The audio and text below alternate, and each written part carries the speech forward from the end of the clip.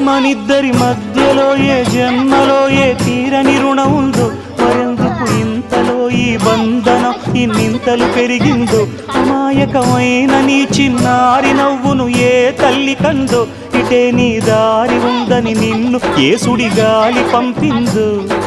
పాపం పుణ్యం దేవుడికెరుక, పేదకు దొరికిన బంగారు కణిక, పాలు వెన్న లేవని అనక ప్రేమను తాగి తెరగవె చిలక.